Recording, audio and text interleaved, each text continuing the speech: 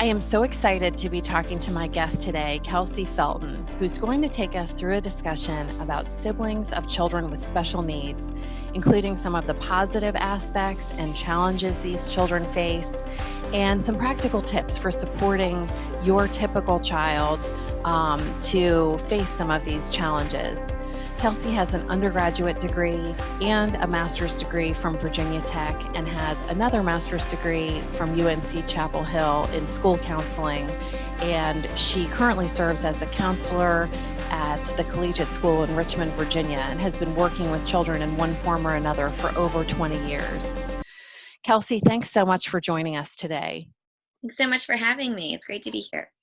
I'm so glad you're willing to share your thoughts with us. As a parent of a child with special needs, I can tell you that a big pain point for parents is just this kind of chronic guilt that you feel because your child with special needs takes so much of your resources, emotional resources, your time, your physical energy, sometimes financial, takes the lion's share of the financial resources.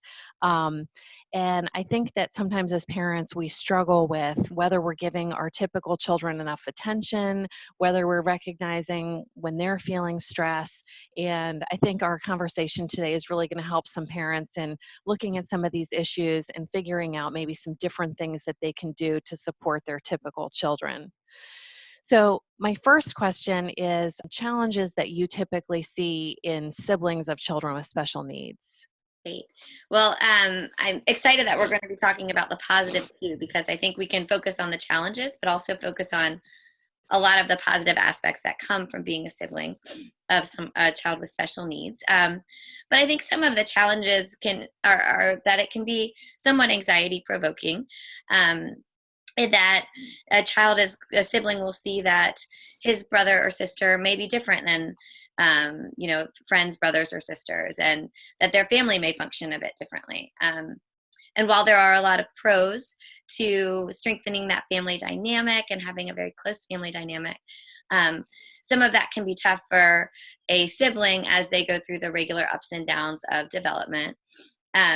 We know that siblings can often take on a lot of different roles in the family.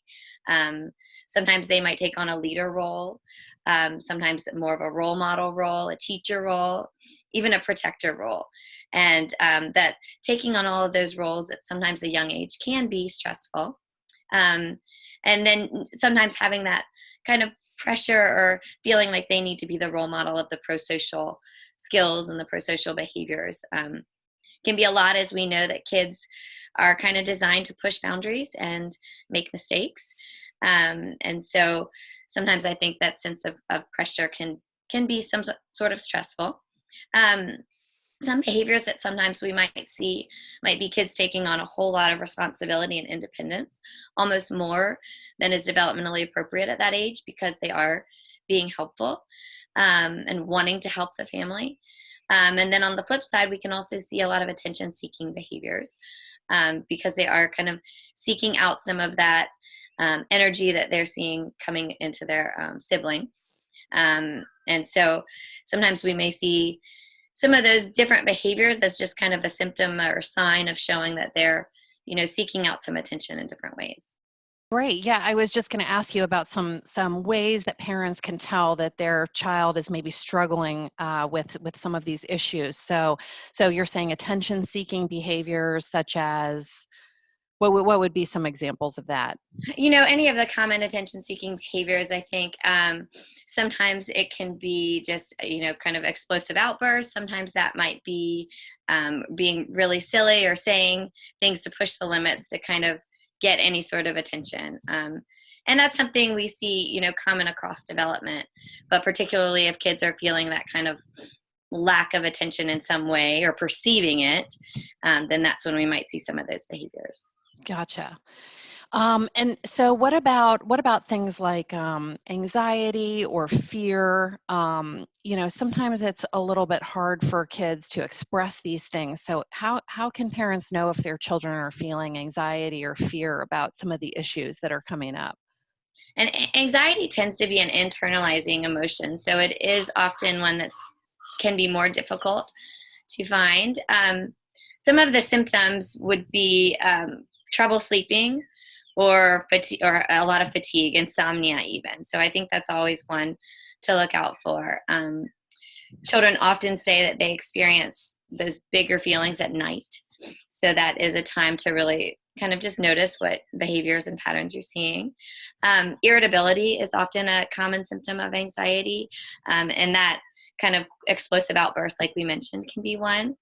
Often, when a child is experiencing anxiety, their fight or flight mechanism is often triggered, so they can explode in quicker, more loud ways than we might have typically seen in the past.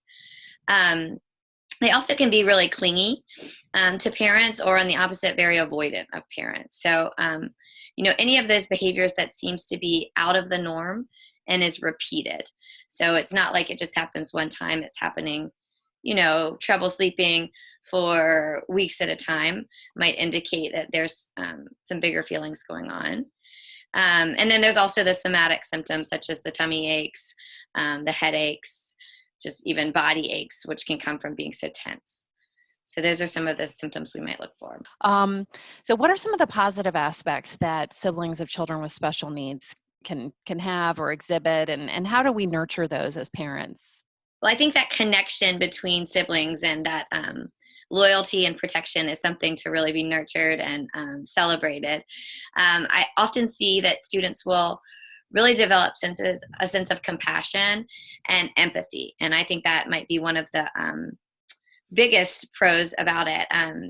When kids develop empathy for others and an understanding of how others may feel, that often can help their own resilience. So developing that sense of compassion and empathy then makes them more resilient when future challenges come. Often kids will develop senses of tolerance and accepting of others, and they'll utilize that and show that in their interactions with peers, which is really spectacular. And we see a lot of kids go on and do helping professions because of that sense of empathy and compassion that they've developed from their family relationships.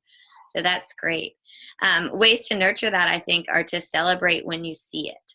When you notice an empathetic response, when you notice just some of the little things, recognizing it and celebrating it to really encourage those behaviors to continue. What are 3 small practical action steps that parents can take, maybe on a daily or weekly or monthly basis, to better support their typical children, to maybe check in with them, or to just make sure that they're doing okay?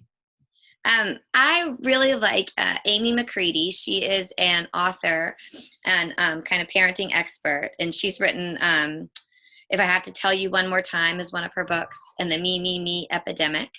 But she recommends something called Mind, Body, and Soul Time. And this is across the board for all children. But I think in particular, it might be a really good idea here. What that is 10 to 15 minutes one-on-one time with your child per day, if possible. And it's where the child just gets to pick the activities. At my house, it's a lot of Legos, a lot of bike rides or walks. But it's just quick time that allows you to build that connection and strengthen your relationship.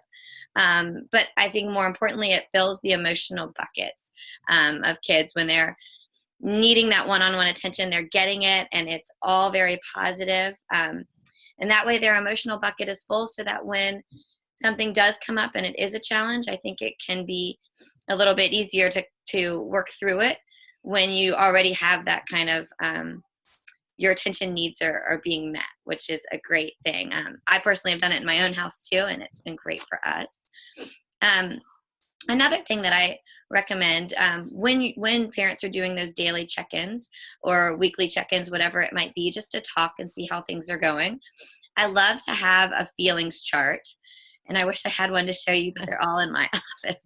But I might be able to link to one. Okay, I can send one. I can send one. Yeah.